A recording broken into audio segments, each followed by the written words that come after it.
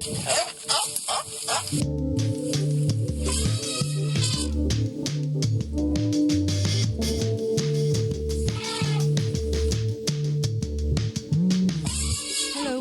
to Global Sanctuary for Elephants podcast, Global Rumblings. Global Sanctuary for Elephants, or GSE for short, is a non-profit organization with a mission to create vast safe spaces for captive elephants where they are able to heal physically and emotionally, often from very traumatic pasts. I'm your host, Nadia Mari, and I'll be taking you to the lush jungle of the Mato Grosso region in central Brazil, home of GSE's initial project, Elephant Sanctuary Brazil, where Asian and African elephants, lovingly referred to as the girls, live their best lives. Hi everyone, welcome back and thanks for tuning in again this week for a brand new episode of Global Rumblings. We have a lot to get through to today, including updates from the Mendoza Eco Park on Tammy and Kenya, and of course, darling Miss Poopy, the latest resident at the sanctuary, who has turned into quite a landscape designer. So let's head over to Brazil to say hi to Kat and Scott. Hi you two. Hey Nadia. Hey Nadia, how are you? I'm fine. You sound a bit tired.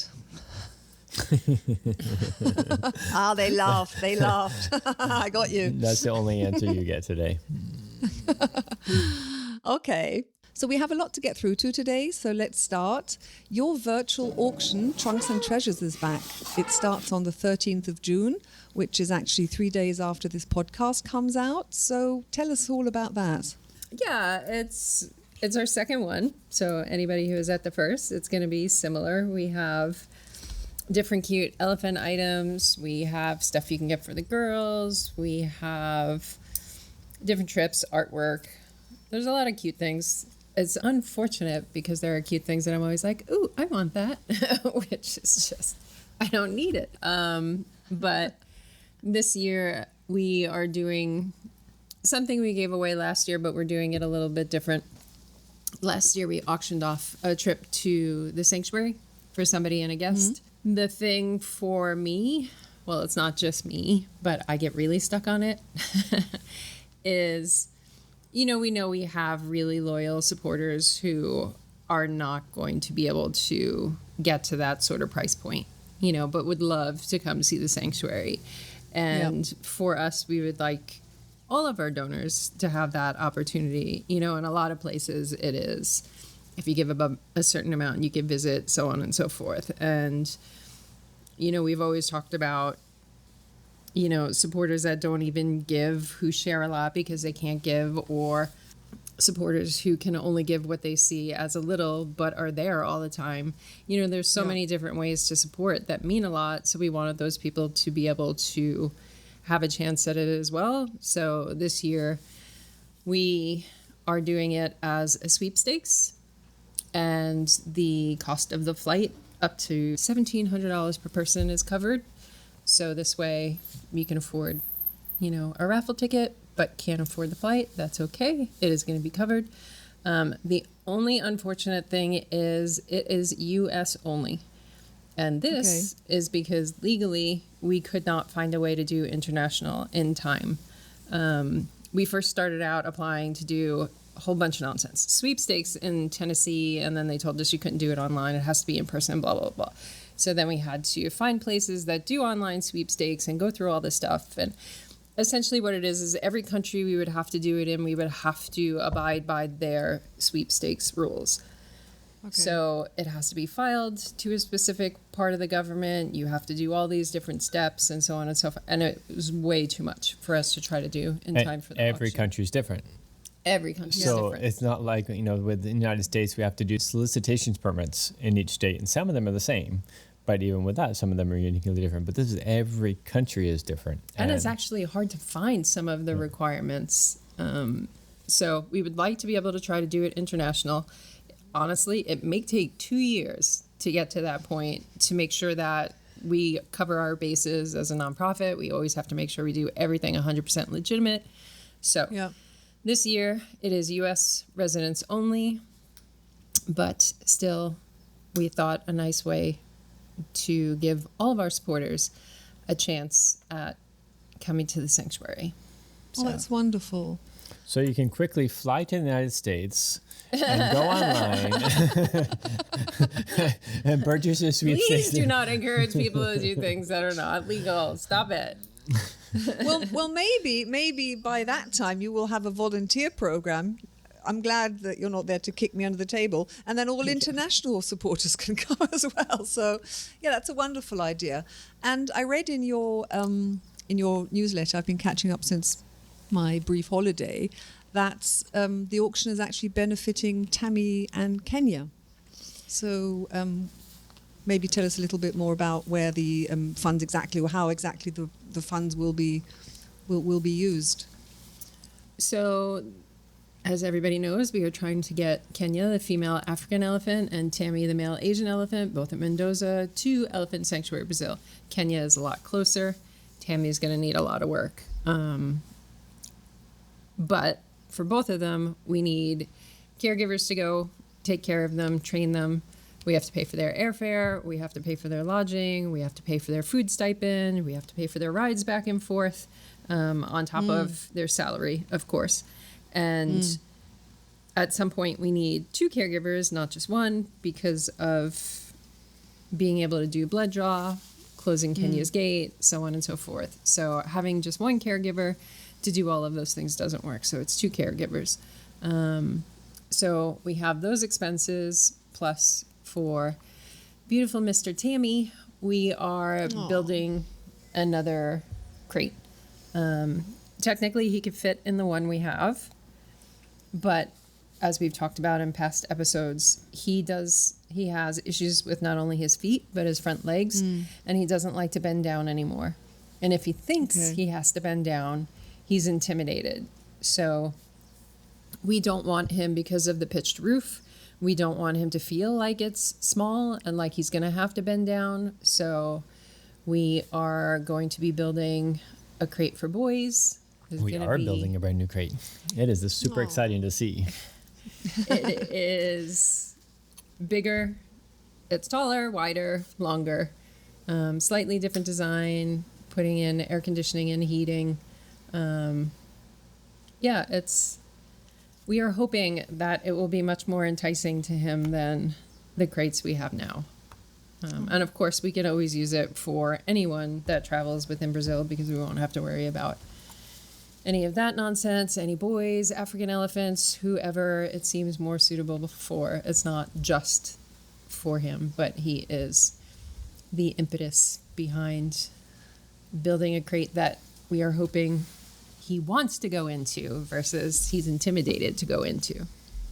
Well, that's fantastic. Yeah, well, let's hear it for the boys. And an air-conditioned a transport crate does sound good, and also one that can have a heating. So that's that's a really exciting event coming up. And just as a reminder then, 13th of June, which is a Friday, and it goes for 10 days. If you haven't signed up for the newsletter yet, do sign up, but also check GSE's social media channels.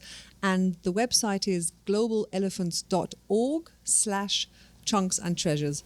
And I'll get Bob, our video producer, to put that in as a URL as well, so you can see that. So talking of Tammy and of Kenya, there was some good news for those of you who have got the newsletter. You may have read it. We talked about caregivers in our previous episodes, how difficult it is. And Kat also just mentioned Tammy needs caregivers. So in your newsletter, there is a new caregiver, not you two flying down, but his name was Walter. So tell us about those developments. That is such great news. I was very happy to hear that.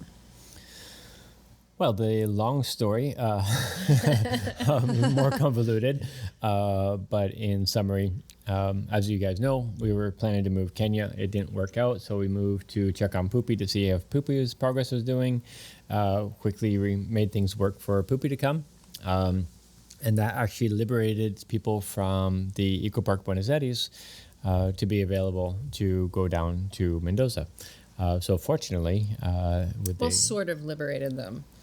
Yeah, but they still have jobs there, so Tomas has to finesse people in order to essentially loan us caregivers for short periods of time. So all the other coordinators at the eco park jumped in to cover his schedule, and then the director, the primary director, then the political director also needed to sign off it. And since it is a city-run program and he's going to be authorized to go to a different city, we needed that authorization. So it took a few steps, but Tomas from Foundation Friends Weber did help to get him liberated temporarily. It's supposed to be for 30 days. They graciously extended it for another 30 days, but they were very soft in their statement of don't ask again. So fortunately, he is there for 2 months. He has another about 4 weeks left, but he's doing remarkably well, and it's really been fun to watch his growth as well. And the primary elephants he worked with are Cookie and Poopy. And he said that Kenya is so vastly different than they are. Emotionally, she's very different, and he sees her as wanting to feel your affection. Wanting you to be a part of what she's feeling.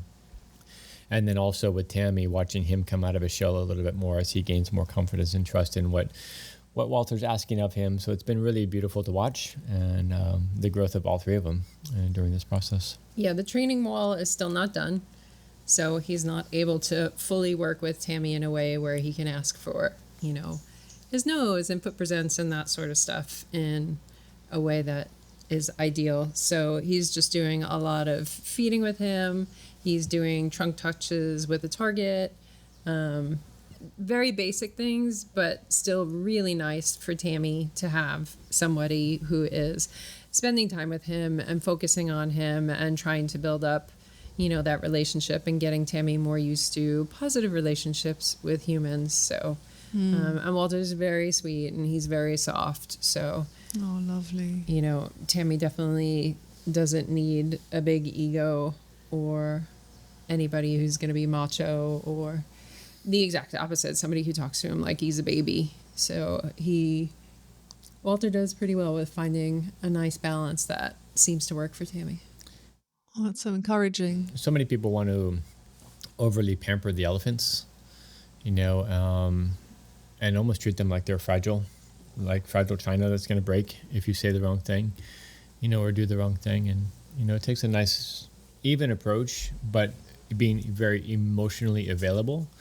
But being emotionally available to them is not this overly pampering, for lack of a better way of saying it, baby talk. Yeah, we get silly. Yeah, we get sweet. We have fun with them at different times. But there's also just a good morning. How are you? How are you today? And it's finding the balance with where they're at. You don't get all silly if Anna wants a quiet morning, and seems to just want, that soft connection with nothing silly. That's not the time where you get all playful. And it is reading the room and making your adjustments and so on. Also, it is lovely, though, that he's getting the attention now that he needed, that you talked about, Kat, on previous episodes, that he is lacking, and the fear of him, and that people were, or the staff were just feeding him, but there was no relationship with him. I remember I felt very sad, and I'm sure many listeners, I know from your Facebook support group, Friends of Global Sanctuary for Elephants, many voiced, how sad they were about Tammy. So I'm sure they were very happy to read about it in the newsletter, but also to hear your personal stories about how Walter and Tammy and also Kenya are developing.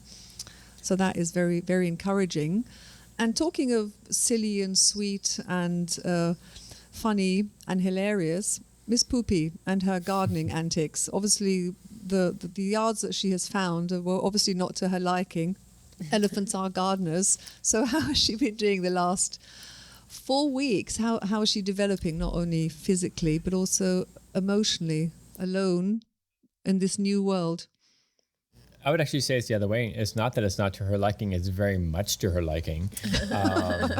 She is having a blast. She is just doing her thing. And part of that is doing what African elephants do, which is eat the trees and the branches and the bark and the burnt trees. Because of the fire that came through several years ago, she found a charcoal pit the other day, we assume, in a bunch of area where trees were burnt a little bit more. And she's been eating that and decorating herself with that. And she comes out in more paint. It's great.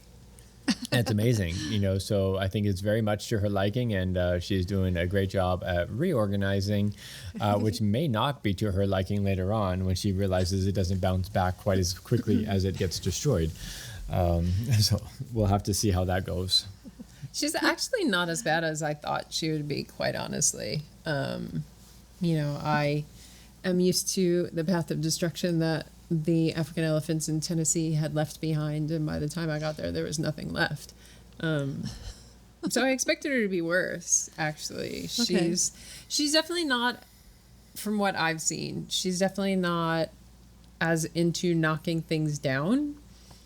But she is very much into eating bark and scraping bark off of trees, which is great. I mean, it's part of their natural diet. It's what their body needs to digest properly and move properly, and the nutrients that they need. And, this is the way they're meant to live. But trees don't last forever when you take all the bark off. So there are trees that are alive now that somewhere down the line will probably not be alive because they are going to be missing too much bark. But I think that's definitely a favorite of hers versus just knocking down for knocking down's sake, which you totally get. I mean, we even have Maya and Gigi. I mean, Maya initially, she was knocking down a ton of trees. Yeah, in Yard 5 right now, I mean, Geisha has been a tornado. It's an area that had been growing up quite a bit and was really dense, and I drove through the other day. It's like, what happened, Geisha? She's just shredding the place. She has these her parties of one will be like 20 minutes. Maya and Bambi will go across the creek to the back of 5, and she still doesn't go back there with them. So she stays in the front of 5, and she has these 20-minute parties of one where she's just squeaking and squawking and trumpeting and making all these noises, and she gets quiet for like 15 seconds, and then she starts up again. And I think she's been having too many parties of one in Yard 5, apparently, because, it looks a little worse for wear than last time I saw it. Yeah, but it's really been amazing to watch Poopy adapt to that environment, and it's what we've talked about forever of how quickly elephants do assimilate into a natural world, and we've had recent conversations about a zoo elephant here in Brazil, and it's amazing how closed people's minds are to their ability to adapt without considering what it has taken for them to adapt to that small captive space.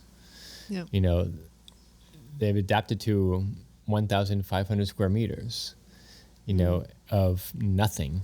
They've adapted to living inside an enclosed area for 18 hours a day. And you don't think they're going to adapt to doing exactly what an elephant is supposed to be doing? That nature isn't taken out of them. That's the nature of an elephant. I mean, we certainly did not show her how to strip bark from a tree. No, oh my God, people are always like, how are they going to know how to eat? It is so deeply ingrained in the core of their being. She was scraping bark day 1. Mm-hmm. Well, night 1. Amazing. Yeah, it's really amazing to watch. And but she's done really, really well. The other night, we went to go check on her, and I couldn't find her, and I couldn't hear anything. So I thought maybe we're driving around in circles, and she's going and walking in one direction, and I'm driving in the other direction. And so I went to get Kat so we could have one person stay on one side and the other go on the other side of the enclosures to see if we could get any sort of sound and see where she was. And she, when we got back, she was actually right there waiting for us, chewing on something from nature. I don't know what it was, but she was contentedly chewing and just doing her thing. And she's just done incredibly well assimilating to that. And you said, earlier about living alone. I'm sure there's an element that would always love to share that with somebody else. But at the same time, she's, it's not like she arrived after, being in companionship the day before she left the zoo. She was alone for about 4 or 5 months before. And does that mean that, she would like to have a companionship? Impossible to say. I know nature says yes. Everything would indicate yes, but does that mean she's wallowing in loneliness? I don't think so. No, for me, I really appreciate the fact that she is having a chance to figure out who she is. We always talk about sanctuary being about self-discovery and figuring out who they are. And she was always the submissive to Kooky. And her caregiver said a lot shifted after Kooky passed away, and a lot of it they saw as being positive. But you're not figuring out who you are when you still don't really have any choices in your day or anything or anywhere to go, anything to do. So I think it's good for her to have this time before Kenya comes to kind of figure out when she really is allowed to decide who she is, or discover who she is. Yeah. Who is that? We were joking about, maybe she's actually maybe she's not this elephant that everybody thinks she is, and giving her the space to discover that and decide that's who she is part of all of this. I mean, she hasn't. She's great. No, she doesn't have much. I mean, there's a couple of times during training sessions or while you're doing tick picking, she gets a little uncomfortable, and then she doesn't respond right away. It's normally a second later, and then she sometimes does a quick turn, a little tusk on the fence, and then she's like, "Okay, you can keep on going," and she turns back so you can pick ticks again. But I said to the caregivers, give her the space and remember to function safely in case she decides that she really likes the feeling of being. Good for you, man. Take over the world if you want. This is what it's all about. But it's really exciting. Another exciting element of it is we do have an ongoing research project that started back at the eco park of monitoring her behavior before and after. And they've already been incredibly surprised by the evolution of her behavior in such a short amount of time. Marina, who is our lead researcher here, our research coordinator here in Brazil, she has been, she commented the other day, not just the behavioral, but the physical. You see such a complete difference in just 3 or 4 weeks. Having just passed 4 weeks, just remarkable to see what's happening with her in such a short period of time. So how is she physically? I read something about she had something wrong with her trunk. Is that... I remember rightly? Yeah, there's an old something wrong with her trunk, aside from being a crazy kooky African nose. Because because people definitely misinterpreted that. They're like, oh my God, look at that. Look at what's wrong. It's like, no. That is an African elephant nose. It's like, you can't see really what's wrong with her. Yeah, visually you can't see anything if you're just looking at her nose. It is just a weakness with the lower part of her nose. Elephants we've worked with several elephants who have had paralysis in their trunks, but normally it's the upper 80% of their trunk down, but they have good mobility in the bottom. Hers is actually opposite of that. She does have full mobility. She doesn't have paralysis. She just has weakness. What is the origin? You can see there's a weird, I'm going to say a scar line. If you look really closely, there's some, whether it be a scar line or like a pinching of the muscles of some sort. Not super obvious, but we don't know what it may have been caused by. What we have seen is a slight increase in that. Will it ever fully recover? Impossible to say. Can she do fine as it is for the rest of her life? Absolutely. The trees say yes. She does just fine. Unfortunately, they say. Yeah. The trees say, will you please cut her tusks and immobilize her nose? But the other day, Medina sent a message saying she was actually picking grass the way a normal elephant eats grass for the first time. That curling motion where you have them like to curl around the grass and kind of break the grass off with her nose, she doesn't have that strength. She can't do that. That curling motion and that type of strength at the bottom isn't really there. You can see even how she puts the watermelon and stuff. Her nose kind of folds against itself a little bit more, and that she uses that to push it up. But it's the muscles higher up that are forcing it. The other part's just like a little balancing board, that is just kind of supporting it there. But it's the muscles further in her nose that are doing all the work. She kind of rolls it into her mouth. And physically, you said in the 4 weeks, so is it visible that she's put on muscle mass or a change of her skin? How has this changed? Skin for sure, undoubtedly skin. Muscle, I haven't seen comparative photos. I heard indications from the folks that are taking the photos and analyzing it say yes, but I haven't really seen. But her skin looks a lot better. I mean, she had an old, on a relatively superficial element of it. She did have a wound on her cheek from laying on concrete that is pretty much gone. And that was without treatment. And we treated it the first few days, but after that we were just monitoring it a little bit, and it just resolved on her own. Partly stop sleeping on concrete. And the other thing is sometimes with those type of wounds, when you are scrubbing them so frequently, you actually cause more damage than not. But when you're stuck inside and you're sleeping on a pee floor, you know, they have to clean it. So it's kind of not being able to do what would have ended up being best for it. But she's learning that we are sometimes a little invasive with where we look to find ticks. Because ticks she's like, no one has ever stuck their hand there. What is wrong with you? So she's letting us do a little more and more. Because she lost a lot of weight a little while ago, and African elephants have a little bit more saggy skin than Asians. She has some big skin folds. She was skanky buildup. To be quite honest, and not in medical terms. Skanky skin buildup in these folds of her skin. That's gonna get better over time, especially as her skin tightens with more muscle development. But also with having all the sand in and out of those areas all the time, and being more not only accepting of baths but giving herself her own baths much more frequently. Her skin's definitely being much more conditioned than it used to be. Yeah, but we're like in armpits, you know, going up in her inguinal area, and she's a little... Yeah. She's great with it. I mean, she really is, but she definitely, probably, most likely thinks that something is wrong with us. She has learned when I said going in all the way means going deep into your armpit. And she just like a little bit big eye for a moment. And then she knows. I mean, she knows what you're trying to do, and she gets the sensation of the ticks being pulled off, and super accepting of all of that almost right away. So it's been fun to watch that evolution of trust as well.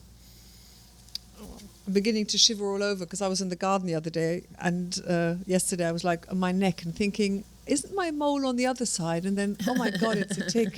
And then like I went upstairs and my husband said, oh, it's in like a hollow because the skin had swollen. So I put like an ice cube on it. So, oh gosh, it's disgusting. The places that I get to, I don't want to think about it.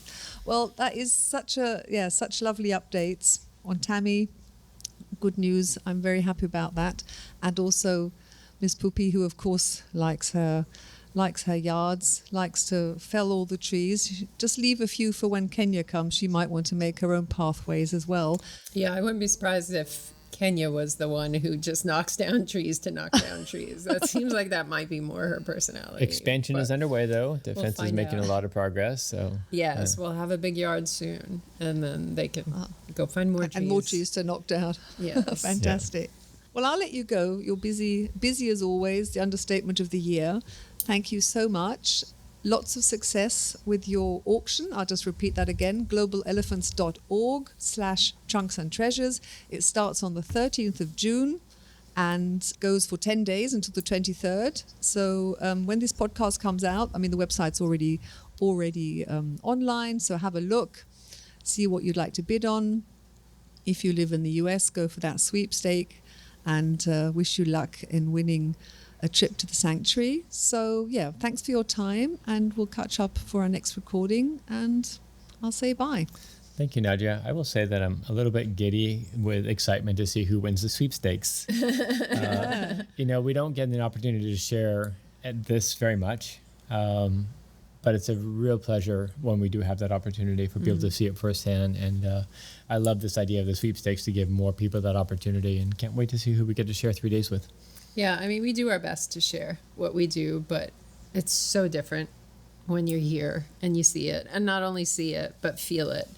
And of course, that would all be destroyed if it was just open to the public and everybody could come. But it's nice to be able to have somebody come once a year that really, thoroughly, absolutely loves their time here. So it's fun for everybody. Lovely. Well, fingers crossed for everybody entering in the US. Thanks, Nadia. It's always a pleasure. We'll talk soon. Okay. Bye. Bye. That's all that we have time for this week. We hope you enjoyed the podcast. And if you did, don't forget to subscribe, hit the notification bell so you never miss an episode. Another great zero-cost way to support the podcast is by leaving a 5-star rating or a glowing review, as this helps other people discover the podcast. Thank you so much for your support. And until we meet up for our next episode, take care.